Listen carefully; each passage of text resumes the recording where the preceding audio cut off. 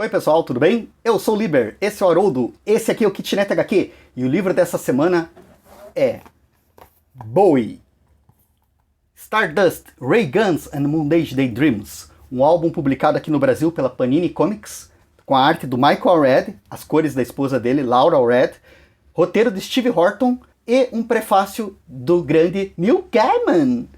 Eu li esse livro aqui 2 vezes esse ano. A primeira vez eu não conhecia David Bowie. Quer dizer, eu conhecia o básico David Bowie, aquilo que todo mundo conhece, as músicas mais óbvias, as mais tocadas, as mais batidas que tem por aí. Mas eu não sabia a ordem da discografia dele, eu nunca tinha parado para ouvir um álbum inteiro dele do começo ao fim, não sabia que ano que ele tinha começado, não sabia de muita coisa sobre ele. E esse livro aqui é uma biografia não do Bowie, mas do personagem Ziggy Stardust. O Michael Allred, ele tem uma paixão enorme pelo Bowie, e isso daí está evidente em outras obras dele, como principalmente, o Red Rocket Set, que foi um álbum que ele compôs, um livro, contando a história do rock a partir da perspectiva de um personagem fantástico, que é um alienígena que chega na Terra e se transforma num astro do rock. Qualquer semelhança não é mera coincidência. Ele queria ter feito uma história com Bowie, mas por problemas de direitos autorais não conseguiu. Já aqui ele consegue fazer a tal biografia que ele queria. E sendo um fã fervoroso e trabalhando com Steve Horton no roteiro, eles fazem uma história que não é exatamente aquela história dramática que a gente está acostumado. Eles não transformam o David Bowie em um personagem. Existem sequências e páginas na história que você vai ter diálogos, você vai ter estruturas de página daquelas bem tradicionais, um quadrinho do lado da outra, sequência de momento a momento. Mas, de modo geral, as páginas são quadros com grandes elipses de tempo entre elas e textos de um narrador onisciente que são explicativos. Eles vão explicando os contextos, vão explicando quem são as pessoas que aparecem, o que elas fazem. A primeira vez que eu li esse livro, como eu não conhecia a história do Bowie, eu tive uma experiência que eu vou dizer assim que foi meio hermética. Foi meio como você tá vendo alguma coisa, você saber que tem coisas ali, mas você não consegue captar tudo porque você não tinha a referência, você não sacava do que estava sendo dito, o que estava sendo contado. Mas o livro, nessa primeira vez que eu li, me despertou um puta interesse. Além dessas páginas comuns, mais tradicionais, com grades, sequências de diálogos, elipses de tempo mais comportadas, existem várias páginas que são painéis ilustrados muito bacanas, que às vezes conceituam, mostram em imagens letras do Bowie, e às vezes fazem toda uma ilustração mostrando capas de álbum, não só do David Bowie, mas também de outros álbuns da época, o T-Rex, Elton John, Pink Floyd, Bob Dylan. Então, uma série de artistas que compunham o cenário, com o Bowie. Então, esse livro, você vai lendo, você vai tendo todas as pistas, e se você tiver o teu celular com Wi-Fi do lado, você vai procurando, vai escutando, vai vendo. E foi isso que me despertou para conhecer a figura do Bowie. Depois da primeira vez que eu li esse texto, eu comecei a ouvir os álbuns dele, li uma outra biografia dele, comecei a ouvir os álbuns daquele esquema assim, de você ouvir, lendo a letra, assim, prestando atenção no que está acontecendo, prestando atenção na letra da música, entendendo o que é. E isso me deu um know-how, que quando eu voltei para reler agora, 2 meses depois desse álbum, foi uma outra percepção. Então, por exemplo, tem um trecho que eu acho muito interessante, que o Bowie está conversando com o empresário dele. E eles estão falando sobre uma tradução de uma música francesa que fez muito sucesso, que se chamava Comme d'habitude, que foi traduzida pelo Paul Anka. A versão que a gente conhece em inglês, que é cantada pelo Frank Sinatra, é traduzida pelo Paul Anka dessa versão original em francês. E ficou conhecida como My Way, classicão do Frank Sinatra. O David Bowie também tinha escrito uma versão dessa música francesa para o inglês, só que ela não empacou, não foi para frente, não selecionaram ela para ser, digamos assim, a versão oficial em inglês. E daí, nessa sequência, o empresário liga para ele e fala: olha, o Frank Sinatra tá cantando My Way no rádio, escuta só aquela música. Aí é engraçado que o Bowie fala: vou fazer a minha própria versão, o oposto disso, a rejeição de tudo que essa música representa. E quando você vira a página, você vai ter uma daquelas páginas que é um grande painel de imagens que faz referência a uma das músicas. E a música que está nessa página, que eu não tinha referência antes e não tinha me ligado porque eu não conhecia a letra, é Life from Mars. Quando você lê a letra, você sabe dela. E quando eu ouvi, li a primeira vez, assim, saquei com aquela história que a canção conta pra gente, é muito bacana. E daí, quando nessa segunda vez eu folhei aqui e virei, dessa vez eu saquei, putz, isso aqui é Life on Mars.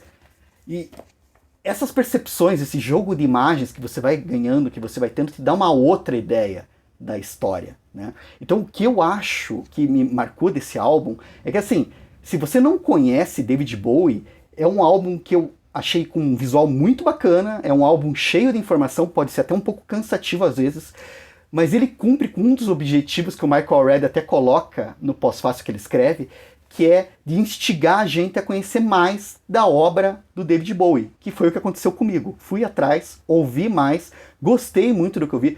Tô passando por uma fase Bowie, assim, que tá sendo muito agradável. Ouvir David Bowie me faz bem, tô gostando muito. E daí nessa segunda leitura, eu pude perceber essa celebração do Bowie. Então se você curte David Bowie, se você já gosta dele, esse é um álbum que vai te agradar bastante. Se você conhece muito bem a vida do David Bowie, acho que você vai pirar muito nos detalhes, nas referências, na construção de página, nas histórias. E um outro aspecto desse livro que eu gosto muito, não é só da referência à homenagem à carreira do David Bowie, mas é de representar muito bem o amor que o David Bowie tem pela arte dele. Nesse caso, o Michael Red tem esse ponto em comum com o Bowie. É um outro apaixonado pelo que faz, pela forma de arte que escolheu para se expressar. E a gente sente isso em cada virada de página. E a gente sente isso no modo como o David Bowie está sempre procurando outras referências, está conversando com outros artistas, interage com outros cantores, interage com Andy Warhol, fala com o pessoal do Velvet Underground, o Lou Reed, ele está o tempo todo conversando e se alimentando dessas pessoas, se inspirando com o trabalho delas, retomando, fazendo covers, criando muito.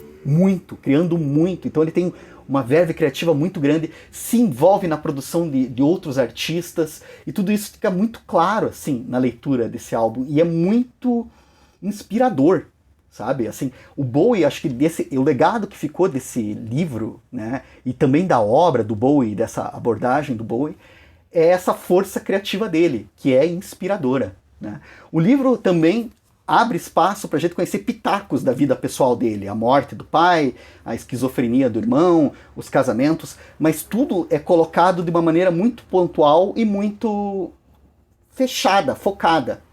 Por exemplo, a rivalidade dele com Mark Bolan, que é citado algumas vezes ao longo do livro, mas de uma maneira muito breve, muito contida.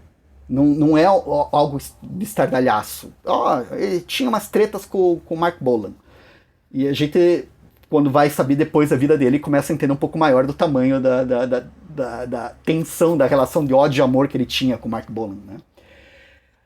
E o engraçado é que esse tipo de construção que o Michael Red e o Steve Horton fazem, você mais acompanha o Bowie enquanto autor, enquanto conceito, enquanto artista, do que o Bowie David Jones, que era o nome dele mesmo, o Bowie pessoa.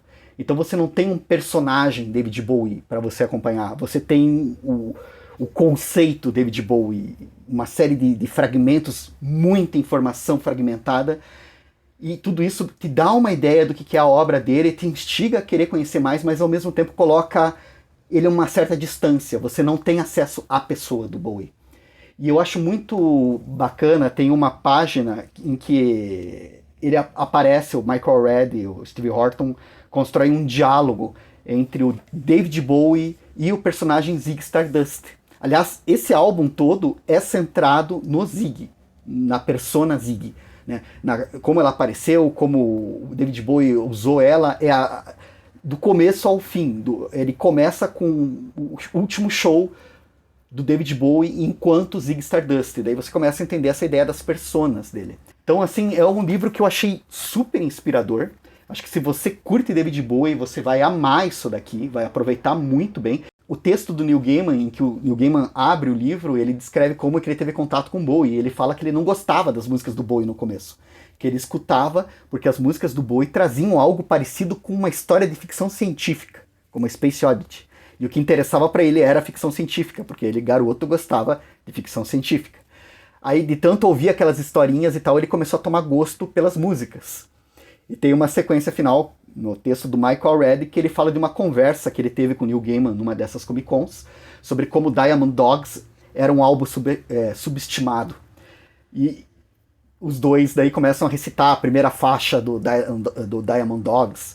Enfim, é muito legal, assim, é muito paixão, é muita coisa de fã, e é uma coisa assim que quando você entra na vibe e vai junto, você se diverte demais, assim. Eu achei muito legal, foi um álbum assim que só pelo fato de me abrir esse universo do Bowie é incrível. Cada um de nós vai ter o seu Bowie, eu acho, cada um de nós vai se apropriar desse personagem, desse cantor, desse conceito. E isso é muito bacana, e isso foi uma das coisas que o álbum trouxe, assim, de muito bom, assim. Então, super recomendo, evidentemente. Fica aqui a dica. E nós nos falamos, pessoal. Até a próxima.